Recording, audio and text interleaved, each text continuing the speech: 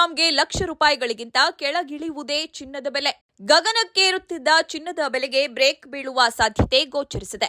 ಜಾಗತಿಕ ರಾಜಕೀಯ ವಿದ್ಯಮಾನ ಮತ್ತು ಆರ್ಥಿಕ ಬದಲಾವಣೆಗಳಿಂದಾಗಿ ಭಾರತದಲ್ಲಿ 10 ಗ್ರಾಂ ಚಿನ್ನದ ಬೆಲೆ 1 ಲಕ್ಷ ರೂಪಾಯಿಗಿಂತ ಕೆಳಕ್ಕೆ ಇಳಿಯಬಹುದೆಂದು ಮಾರುಕಟ್ಟೆ ತಜ್ಞರು ಅಂದಾಜಿಸಿದ್ದಾರೆ. ರಷ್ಯಾ ಮಹತ್ವದ ನಡೆಯೇ ಬಂಗಾರದ ಬೆಲೆ ಕುಸಿಯಲು ಪ್ರಮುಖ ಕಾರಣವಾಗಲಿದೆ. ಮತ್ತೆ ಅಮೆರಿಕನ್ ಡಾಲರ್ ಮೂಲಕ ವ್ಯಾಪಾರ ವಹಿವಾಟು ನಡೆಸಲು ರಷ್ಯಾ ಚಿಂತಿಸ್ತಾ ಇದೆ. ಇದು ಬ್ರಿಕ್ಸ್ ರಾಷ್ಟ್ರಗಳು ಕೈಗೊಂಡಿದ್ದ ಡಿ-ಡಾಲರೈಸೇಷನ್ ಅಂದ್ರೆ ಡಾಲರ್ ಮೇಲಿನ ಅವಲಂಬನೆ ತಗ್ಗಿಸುವುದು ಪ್ರಕ್ರಿಯೆಗೆ ಹೊಡೆತ ನೀಡಲಿದೆ. ಇಲ್ಲಿಯವರೆಗೆ ಹಲವು ದೇಶಗಳು ಡಾಲರ್ ಬದಲಿಗೆ ಚಿನ್ನ ಸಂಗ್ರಹಿಸಿಟ್ಟುಕೊಳ್ತಾ ಇದ್ವು. ಇದರಿಂದ ಚಿನ್ನದ ಬೇಡಿಕೆ ಕುದುರಿತ್ತು. ಭಾರತದಲ್ಲಿ ಚಿನ್ನದ ದರ ಈಗಾಗಲೇ ಗರಿಷ್ಠ ಮಟ್ಟವಾಗಿ 1,80,779 ರೂಪಾಯಿಗಳಿಂದ ಇಳಿಕೆ ಕಂಡಿದೆ. 2027ರ ವೇಳೆಗೆ 10 ಗ್ರಾಂ ಚಿನ್ನದ ಬೆಲೆ 90,000 ರೂಪಾಯಿನಿಂದ 1 ಲಕ್ಷ ರೂಪಾಯಿಗಳ ಆಸುಪಾಸಿಗೆ ಬರುವ ಸಾಧ್ಯತೆ ಇದೆ. ಚಿನ್ನಕ್ಕಿಂತ ಹೆಚ್ಚಾಗಿ ದೀರ್ಘಾವಧಿಯ ಸರ್ಕಾರಿ ಬಾಂಡ್ಗಳು ಹೆಚ್ಚು ಸುರಕ್ಷಿತ ಎಂದು ತಜ್ಞರು ಅಭಿಪ್ರಾಯಪಟ್ಟಿದ್ದಾರೆ. ಜಾಗತಿಕ ರಾಜಕೀಯ ಮತ್ತು ಚಿನ್ನದ ಸಂಬಂಧ. ಚಿನ್ನವು ಸದಾ ಸೇಫ್ ಹೆವೆನ್ ಆಸ್ತಿ ಎಂದು ಪರಿಗಣಿಸಲ್ಪಟ್ಟಿದೆ. ಯುದ್ಧ, ಆರ್ಥಿಕ ಕುಸಿತ, ರಾಜಕೀಯ ಅಸ್ಥಿರತೆ ಇಂತಹ ಸಂದರ್ಭಗಳಲ್ಲಿ ಹೂಡಿಕೆದಾರರು ತಮ್ಮ ಹಣವನ್ನು ಸುರಕ್ಷಿತವಾಗಿಡಲು ಚಿನ್ನದತ್ತ ಮುಖ ಮಾಡುತ್ತಾರೆ. ರಷ್ಯಾ ಉಕ್ರೇನ್ ಯುದ್ಧ, ಅಮೆರಿಕ ಚೀನಾ ವ್ಯಾಪಾರ ಸಂಘರ್ಷ, ಮಧ್ಯಪ್ರಾಚ್ಯದ ಉದ್ವಿಗ್ನತೆ ಇವುಗಳೆಲ್ಲ ಚಿನ್ನದ ಬೆಲೆ ಏರಿಕೆಗೆ ಕಾರಣವಾಗಿದ್ದವು. ವಿಶ್ವದ ಹಲವಾರು ದೇಶಗಳು ಡಾಲರ್ ಮೇಲಿನ ಅವಲಂಬನೆ ಕಡಿಮೆ ಮಾಡಲು ಚಿನ್ನವನ್ನು ಹೆಚ್ಚಿನ ಪ್ರಮಾಣದಲ್ಲಿ ಸಂಗ್ರಹಿಸಿಕೊಳ್ಳಲು ಆರಂಭಿಸಿದ್ದವು. ಇದರಿಂದ ಚಿನ್ನದ ಬೇಡಿಕೆ ಹೆಚ್ಚಾಗಿ ಪೂರೈಕೆ ಬೇಡಿಕೆಯ ಅಸಮತೋಲನದಿಂದ ಬೆಲೆ ಗಗನಕ್ಕೇರಿತ್ತು. ಡಿ-ಡಾಲರೈಸೇಷನ್ ಮತ್ತು ಬ್ರಿಕ್ಸ್ ರಾಷ್ಟ್ರಗಳ ತಂತ್ರ. ಬ್ರಿಕ್ಸ್ ರಾಷ್ಟ್ರಗಳು ಬ್ರೆಜಿಲ್, ರಷ್ಯಾ, ಭಾರತ, ಚೀನಾ ಮತ್ತು ದಕ್ಷಿಣ ಆಫ್ರಿಕಾ ಡಿ-ಡಾಲರೈಸೇಷನ್ ನೀತಿಯನ್ನು ಮುಂದಿಟ್ಟುಕೊಂಡಿದ್ದವು. ಅಂದರೆ ಅಮೆರಿಕನ್ ಡಾಲರ್ ಮೇಲಿನ ಅವಲಂಬನೆಯನ್ನು ಕಡಿಮೆ ಮಾಡಿ ತಮ್ಮದೇ ಕರೆನ್ಸಿ ಅಥವಾ ಚಿನ್ನದ ಮೂಲಕ ವ್ಯಾಪಾರ ವಹಿವಾಟು ನಡೆಸುವ ಪ್ರಯತ್ನ. ಈ ಕ್ರಮದಿಂದ ಅಮೆರಿಕನ್ ಡಾಲರ್ ಪ್ರಭಾವ ಕಡಿಮೆಯಾಗಬಹುದು ಎಂದು ಅಂದಾಜು ಜಾಗತಿಕ ಮಾರುಕಟ್ಟೆಯಲ್ಲಿ ಚರ್ಚೆಗೆ ಕಾರಣವಾಗಿತ್ತು. ಹಲವಾರು ದೇಶಗಳು ತಮ್ಮ ವಿದೇಶಿ ವಿನಿಮಯ ಸಂಗ್ರಹವನ್ನು ಡಾಲರ್ ಬದಲಿಗೆ ಚಿನ್ನದ ರೂಪದಲ್ಲಿ ಹೆಚ್ಚಿಸಿಕೊಂಡಿದ್ದವು. ಇದರಿಂದ ಚಿನ್ನಕ್ಕೆ ಅಸಾಧಾರಣ ಬೇಡಿಕೆ ಉಂಟಾಗಿ ಬೆಲೆ ಗಗನಕ್ಕೇರಿತ್ತು. ರಷ್ಯಾದ ಮಹತ್ವದ ನಡೆಯೇನು? ಈಗ ರಷ್ಯಾ ಮತ್ತೆ ಅಮೆರಿಕನ್ ಡಾಲರ್ ಮೂಲಕ ವ್ಯಾಪಾರ ವಹಿವಾಟು ನಡೆಸುವ ಚಿಂತನೆ ಮಾಡುತ್ತಿದೆ ಎಂಬ ವರದಿಗಳು ಹೊರಬಿದ್ದಿವೆ. ಇದು ಜಾಗತಿಕ ಮಾರುಕಟ್ಟೆಯಲ್ಲಿ ದೊಡ್ಡ ಸಂಚಲನ ಸೃಷ್ಟಿಸಿದೆ. ರಷ್ಯಾ ಡಾಲರ್ಗೆ ಮರಳಿದ್ರೆ ಬ್ರಿಕ್ಸ್ ರಾಷ್ಟ್ರಗಳ ಡಿ-ಡಾಲರೈಸೇಷನ್ ಪ್ರಕ್ರಿಯೆಗೆ ಹೊಡೆತ ಬೀಳುವ ಸಾಧ್ಯತೆ ಇದೆ. ಇದರಿಂದ ಡಾಲರ್ ಬಲಿಷ್ಠವಾಗುವ ಸಾಧ್ಯತೆ ಇದೆ. ಡಾಲರ್ ಬಲವಾದರೆ ಚಿನ್ನದ ಬೆಲೆ ಸಾಮಾನ್ಯವಾಗಿ ಇಳಿಕೆ ಕಾಣುವುದು ಇತಿಹಾಸದ ಸತ್ಯ. ಚಿನ್ನದ ಬೆಲೆ ಮತ್ತು ಡಾಲರ್ ಮೌಲ್ಯ ಪರಸ್ಪರ ವಿರುದ್ಧ ದಿಕ್ಕಿನಲ್ಲಿ ಚಲಿಸುವುದನ್ನು ಸಾಮಾನ್ಯವಾಗಿ ಗಮನಿಸಲಾಗುತ್ತದೆ. ಡಾಲರ್ ಮೌಲ್ಯ ಚಿನ್ನ ದುಬಾರಿಯಾಗುತ್ತೆ. ಹೀಗಾಗಿ ಬೇಡಿಕೆ ಕಡಿಮೆಯಾಗುತ್ತದೆ. ಡಾಲರ್ ದುರ್ಬಲವಾದರೆ ಚಿನ್ನದ ಬೇಡಿಕೆ ಹೆಚ್ಚಾಗುತ್ತದೆ. ಈಗ ಡಾಲರ್ ಬಲಿಷ್ಠವಾಗುವ ಲಕ್ಷಣಗಳು ಗೋಚರಿಸುತ್ತಿರುವುದರಿಂದ ಚಿನ್ನದ ಬೆಲೆ ಕುಸಿಯುವ ಸಾಧ್ಯತೆ ಹೆಚ್ಚಾಗಿದೆ. ಕೇಂದ್ರ ಬ್ಯಾಂಕ್ಗಳ ಪಾತ್ರ ಏನು?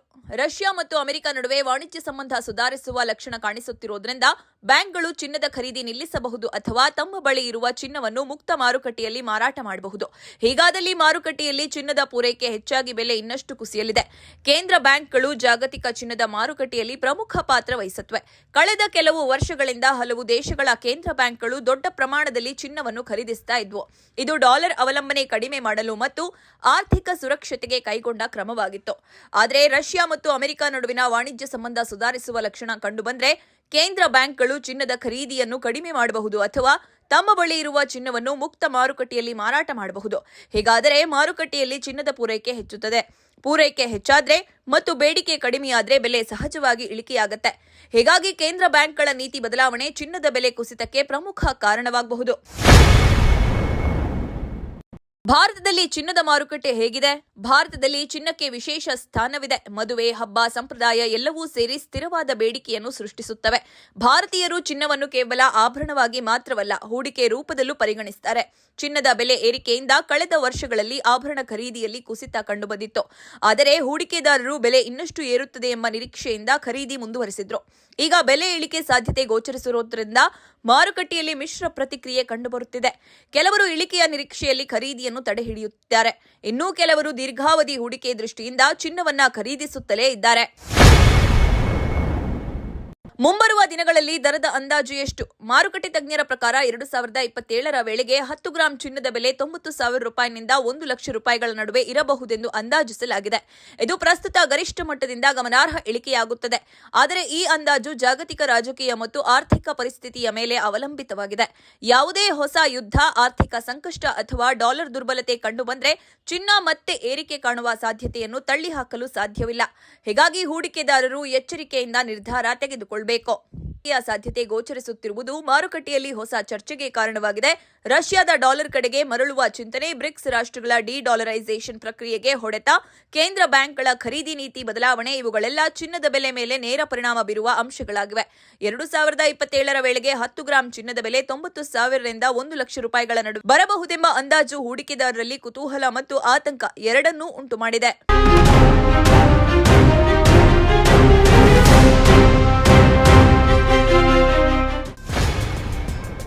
ನೋ ಉತ್ಪ್ರೇಕ್ಷೆ, ನೋ ಊಹಾಪೋಹ.